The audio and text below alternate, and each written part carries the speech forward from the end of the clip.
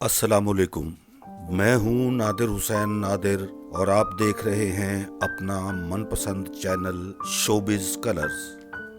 Film industry کی مقبول ترین heroine Asiya پر کس وجہ سے اسٹوڈیو کے معمولی ملازم نے تھپڑوں کی بارش کر دی؟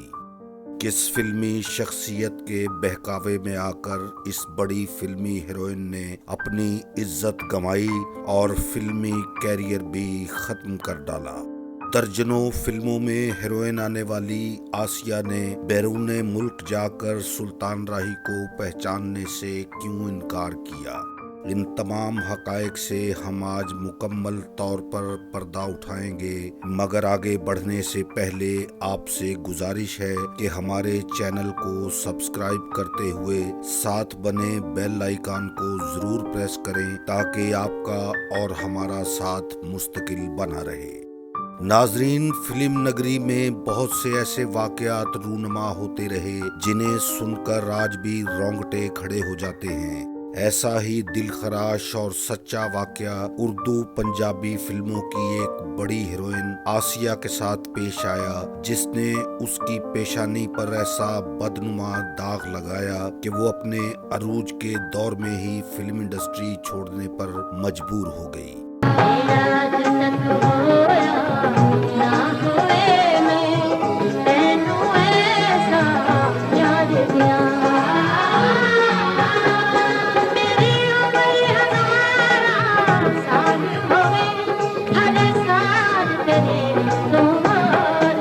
اس کی اتنی زیادہ رسوائی ہوئی کہ وہ فلم ٹریڈ میں کسی کو منہ دکھانے کے قابل بھی نہ رہ سکی۔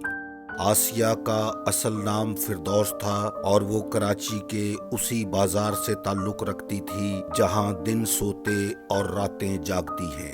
روشنیوں کی دنیا میں ایک مقبول ترین کلب ڈانسر کی حیثیت سے بھی ایک خاص حلقے میں اسے بہت زیادہ پسند کیا جاتا تھا اور پرائیویٹ محفلوں کی تو وہ جان کہی جاتی تھی۔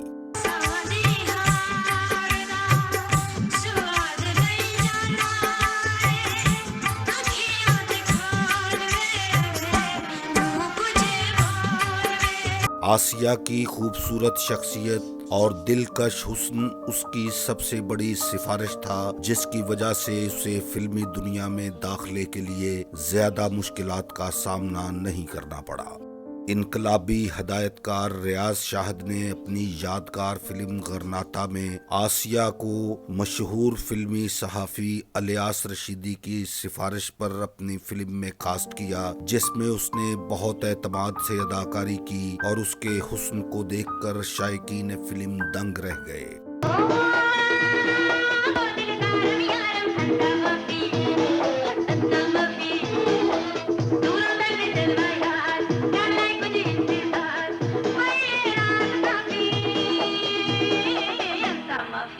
ناقدین بھی آسیہ کی خوبصورتی دیکھ کر اسے پری چہرہ قرار دینے پر مجبور ہوئے۔ آسیہ نے پہلی فلم کے بعد سے دوبارہ پیچھے مڑ کر نہیں دیکھا اور جلد ہی وہ اردو اور پنجابی فلموں کی نامور ہیروئن کے سنگھاسن پر جا بیٹھی۔ شاندار ایکٹنگ اور دلکش ڈانس نے آسیہ کی شہرت میں جلد ہی چار چاند لگا دیے۔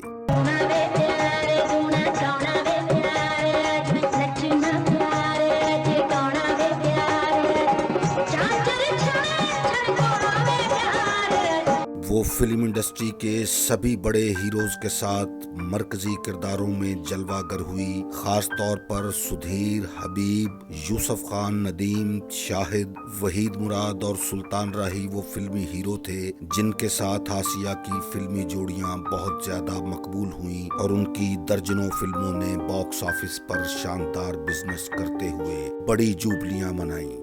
آسیہ کو فلم انڈسٹری میں اس کے والد اور ماموں کی سرپرستی حاصل تھی، جن کی مرضی کے بغیر وہ کوئی بھی فیصلہ کرنے کی پوزیشن میں کبھی نہیں رہی۔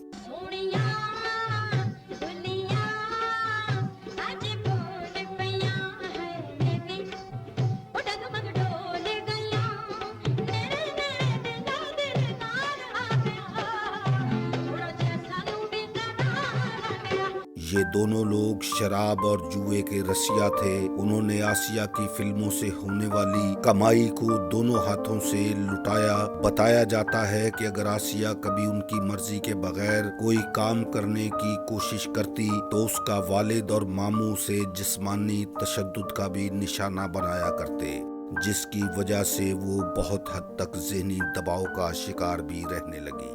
اپنے ساتھ ہونے والے سلوک کی وجہ سے شاید آسیہ احساس محرومی کا بھی شکار ہو چکی تھی۔ اسے ایک ایسے شخص کی تلاش بھی ضرور تھی جو اس کی زندگی میں آئے اور اس کی محرومیوں کا ازالہ کرنے کے ساتھ اس کا ایک ایسا مضبوط سہارا بھی بن سکے جسے پانے کے بعد وہ اپنے والد اور ماموں کی اندیکھی قید سے آزاد ہو سکے، جو اس کی زندگی کا سب سے بڑا دکھ تھا۔ تیری ہک تے آلنا تیری ہک تے آلنا پاواں گے، نت گٹکوں گاواں گے۔ آسیہ کی جانب بہت سے لوگوں نے پیش قدمی کرنے کی کوشش کی، مگر یہ تعلقات ایک آدھ ملاقات سے آگے نہ بڑھ سکے۔ پھر وہ سب ہو گیا جو آسیہ سمیت کسی نے کبھی نہیں سوچا تھا۔ بدماش کیمرہ مین ریاض بٹ کی لگاوٹ کے بعد آسیہ کو یوں لگا جیسے یہ شخص اس کے ان زخموں کا مداوا کر پائے گا جو اس کی روح تک کو زخمی کرنے لگے تھے۔ ایک فلم کی شوٹنگ کے دوران ایورنیو اسٹوڈیو کے مالک آغا جیے گل کے کمرے میں ریاض بٹ اور آسیہ جب رنگین ملاقات میں مصروف تھے تو کمرے کے چوکیدار بوستان خان کو اس معاملے کی خبر ہو گئی۔ ریاض بٹ اور آسیہ کے سمجھانے بجھانے اور منتیں کرنے کا بھی بوستان خان پر کوئی اثر نہیں ہوا اور اس نے آسیہ کو گندی گالیاں دینے کے ساتھ اسے تھپڑ بھی مارنا شروع کر دیے۔ یہ بھی کہا جاتا ہے کہ اسٹوڈیو آنر کا یہ معمولی ملازم بھی کافی عرصے سے آسیہ کو حاصل کرنے کی کوشش کر رہا تھا، جس میں ناکامی پر وہ اس واقعے پر زیادہ ہی بھڑک اٹھا اور اس نے مار پیٹ کے ساتھ شور شرابہ بھی خوب کیا۔ معاملے کی نزاکت کو بھانپتے ہوئے کیمرہ مین ریاض بٹ اپنے اسکوٹر پر سوار ہو کر اسٹوڈیو سے فرار ہونے میں کامیاب ہو گیا، جبکہ آغا جیے گل نے بھی خبر ملنے کے بعد اسٹوڈیو پہنچ کر آسیہ کو بہت ذلیل کیا اور اس کے بعد ریاض بٹ اور آسیہ دونوں پر ایورنیو اسٹوڈیو میں داخل ہونے پر پابندی لگا دی گئی۔ ایک رائے یہ بھی تھی کہ ریاض بٹ نے آسیہ کے ساتھ زبردستی دست درازی کی تھی، جبکہ مضبوط خیال یہی سامنے آیا کہ آسیہ یا کوئی اور بھی ہیروئن ہو، اس کے ساتھ کوئی بھی شخص اس کی مرضی کے بغیر زبردستی کچھ نہیں کر سکتا جب تک خود اس ہیروئن کی رضامندی شامل نہ ہو۔ کچھ بھی ہو مگر آسیہ کی اس واقعے کے بعد دنیا ہی اجڑ گئی۔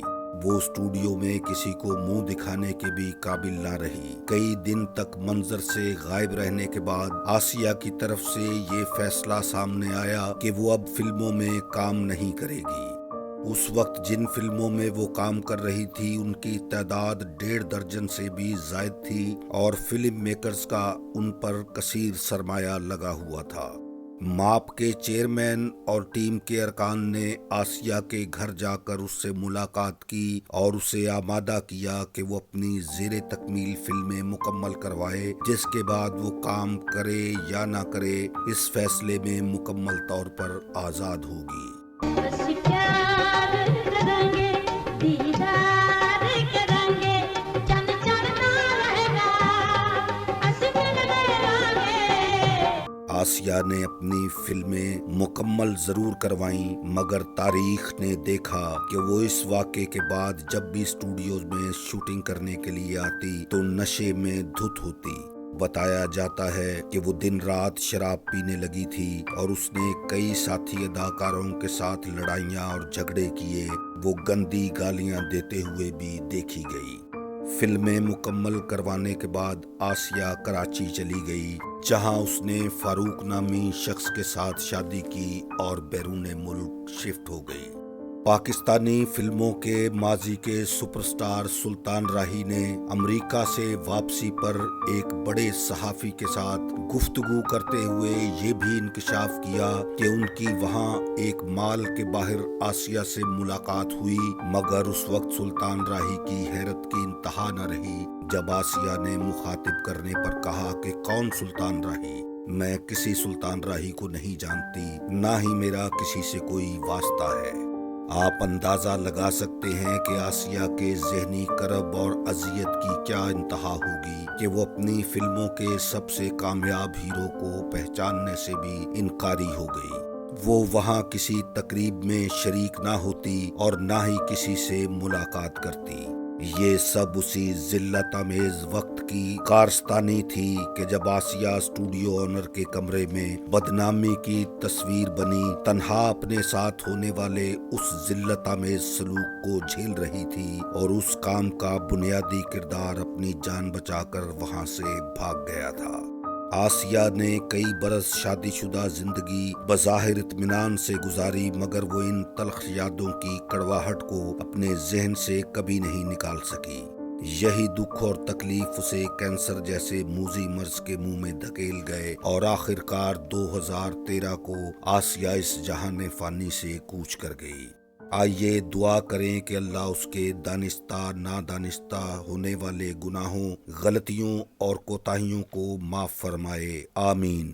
ناظرین، اگر آپ کو میری آج کی یہ ویڈیو پسند آئی ہے تو اسے لائک کریں اور ہمارے چینل شوبز کلرز کو سبسکرائب کرتے ہوئے ساتھ بنے بیل آئیکن کو ضرور کلک کر دیں تاکہ ہماری ہر نئی ویڈیو کا نوٹیفیکیشن آپ تک سب سے پہلے پہنچ سکے۔